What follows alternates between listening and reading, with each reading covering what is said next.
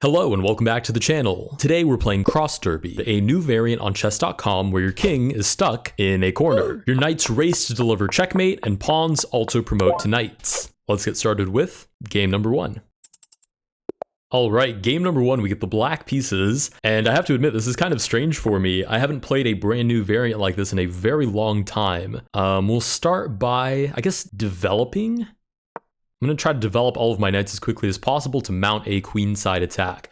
Because this variant didn't go through the Can I Beat series or the Can I Master series. So I haven't played this variant ever, which is going to be very, very interesting. We'll try to close off the center here. The opponent is now ahead in development. I don't know if I'm kind of kicking myself in the foot here by trying to hold on to my center, but I think it's justified. Okay, they do take. Go ahead and take back with the pawn. I like my center position. I like that I finally developed a piece. And there is a knight mating idea here on b3, so... Oh no, my pawn! Oh, the opponent doesn't see it, and with that, we win game number one. Okay, so far, I like the variant. We have one victory under our belt. Let's go to move on to game number two. All right, game number two, we get the white pieces this time. And I'm going to go for a similar idea. I just want to develop my pieces as fast as possible and destabilize the king side this time. I guess, is it the king side if the king is stuck there? Aren't both sides of the king side now? I don't know. Anyways, we've now developed our knight. And since I don't have a super concrete idea of like how to develop, aka I don't know what the theory is here. I don't know if there even is theory. Because this is a new variant. I'm just going to focus on developing my pieces in, why can I highlight pieces out of the board? That's rather squares out of the board. That's kind of funny. I'm going to focus on just developing my pieces in the general direction of the king and assume that the tactics will sort of just pop up as we go along. Not to mention the last game, we got some 50 points worth of rating. So I'm genuinely curious what ratings this variant is paired with, because normally they sort of pair your ratings where, like, for example, this is wrong almost definitely, but like, for example, Crazy House and Bug House, those ratings might be combined in some way. We get knight to d6. I want to make it to one of these two squares. So the question is, how do I go about that? And I need to do it with enough pressure that I can land a knight there and actually win the game. Let's do this. Knight to e5, start applying some pressure. Obviously we hang the pawn on f4, but I think I don't really care. I just need more pieces that can start attacking these squares. Okay, pawn takes back. Let's play knight to h5. I think I'm fine with this trade.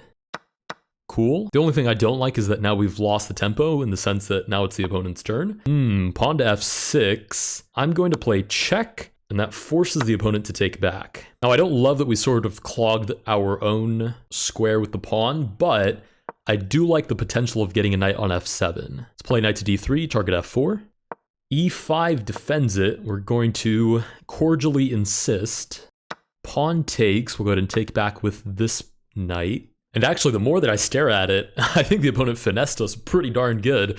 Because now with this pawn on g6, I mean, yeah, like I said, I like the idea of getting a knight to f7, but how do I actually do that? It doesn't seem like there's any line of sight into that square. So I'm going to have to start removing some pieces somehow. I guess h6 is a possibility.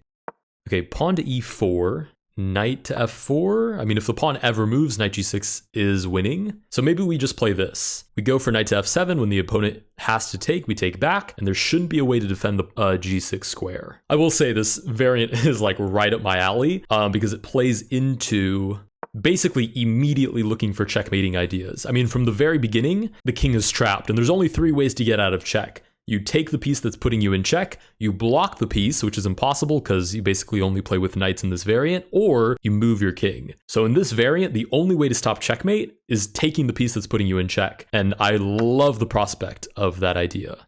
Okay, yeah, my opponent can take all of these pieces. I mean, here's the thing. If my opponent takes and promotes, knight to b3 is mate. But the problem is I beat my opponent to the punch because check is always a forcing move. We take back, and there's no way to stop knight to g6. Nice. And with knight to g6, we win game number two. Let's go to move on to game number three.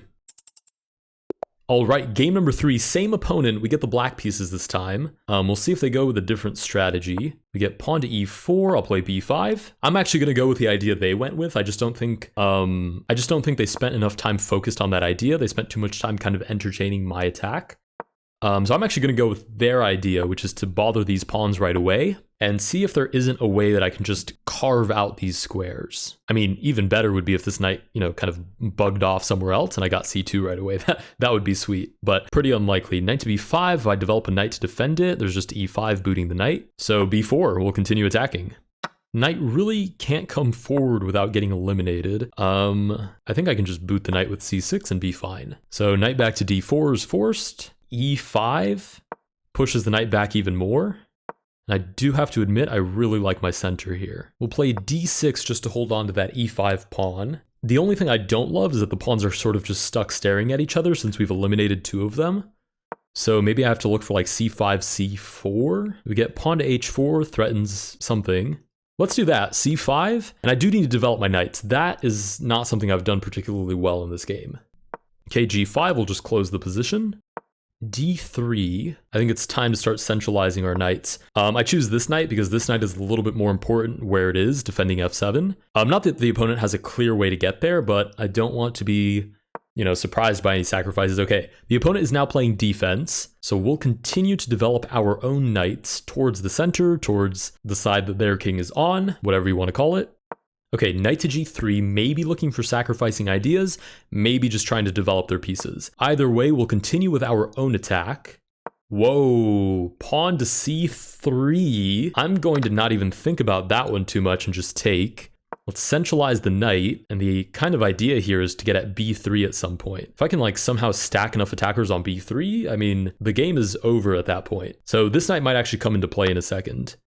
Which piece do I take with? I guess I take with the knight. The idea now is knight c6, knight a5. And my question is, how do you defend b3? The only way I see to defend that square is to go for a trade. And that does have to happen before I get my knight there. Okay, they go for the trade right away. We'll go knight to c6, I guess reinforcing our knight in the center. And it's a little bit awkward to maneuver these pieces around, but they do need to get into the attack at some point.